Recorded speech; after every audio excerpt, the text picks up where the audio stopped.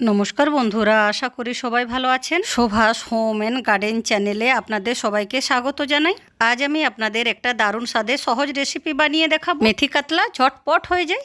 তবে এটা আমি কাতলা মাছ দিয়ে বানাই না, আমার কাছে রুই মাছ ছিল, তারই চাকা দিয়ে বানালাম। এখানে আমি 4 পিস চাকা নিয়েছি। 1 চা চামচ নুন আর হাফ চা চামচ গোলমরিচ গুঁড়ো আর 1 চা চামচ সাদা তেল দিয়ে ভালো করে এপিট ওপিট মেখে নিয়ে ম্যারিনেশন করতে দিয়ে দিতে হবে আধা ঘন্টার জন্য। তারপর একটা অন্য বাটিতে 1 চা চামচ ময়দা, 2 বড় চামচ টক দই আর 1 চা চামচ চিনি দিয়ে ভালো করে ফেটিয়ে রেখে দিতে হবে।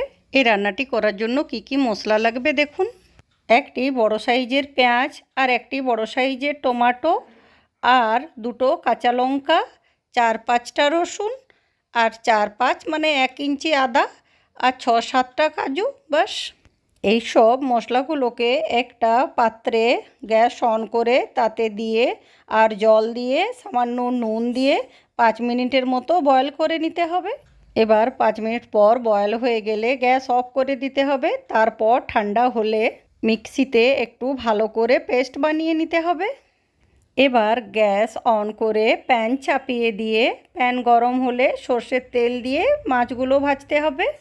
মাছগুলো এপিট ওপিট করে ভাজতে হবে, তবে হালকা ভাজতে হবে। মাছ ভাজা হয়ে গেলে তুলে নিতে হবে সব মাছ। তারপর ওই তেলেই রান্নাটা হবে। ওই তেলেই একটি শুকনো লঙ্কা আর হাফ চা চামচ গোটা জিরে দিতে হবে। তারপর পিষে রাখা মশলা দিয়ে ভালো করে তেল ছেড়ে আসা পর্যন্ত রান্না করতে হবে। তারপর 1 চা চামচ ধনে গুঁড়ো আর হাফ চা চামচ গরম মশলা দিয়ে আবারও নেড়ে নিতে হবে। এবার গ্যাসের ফ্লেম কম করে ফেটিয়ে রাখা টক দই দিয়ে দিতে হবে। তারপর আবারও 4-5 মিনিট রান্না করা হলে গরম জল দিয়ে দিতে হবে। এখানে একটু নুন কম হয়েছিল, সেজন্য আমি চেক করে দিয়ে দিলাম আর একটু। ঝোল ফুটে এলে মাছগুলো দিয়ে দিতে হবে। তারপর ঢাকা দিয়ে সিদ্ধ হওয়া পর্যন্ত রান্না করতে হবে। এবার ঢাকা খুলে আলাদা একটা প্যানে কসুরি মেথি একটু গরম করে আর গুঁড়ো করে ঝোলে দিয়ে দিতে হবে।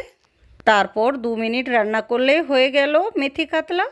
এবার একটা অন্য সার্ভিং বাউলে তুলে নিতে হবে। এবার রেডি হয়ে গেল পরিবেশনের জন্য। গরম ভাতের সাথে দারুণ লাগে। এই মেথি কাতলা খুবই সহজে হয়ে যায়, আপনারাও একদিন বাড়িতে ট্রাই করবেন। এই ভিডিওটি যদি আপনারা ইউটিউব থেকে দেখছেন তাহলে আমার চ্যানেলটিকে সাবস্ক্রাইব করবেন, আর ফেসবুক থেকে দেখলে আমাকে ফলো করে আমার পাশে থাকবেন। আচ্ছা, বাই, ভালো থাকবেন সবাই।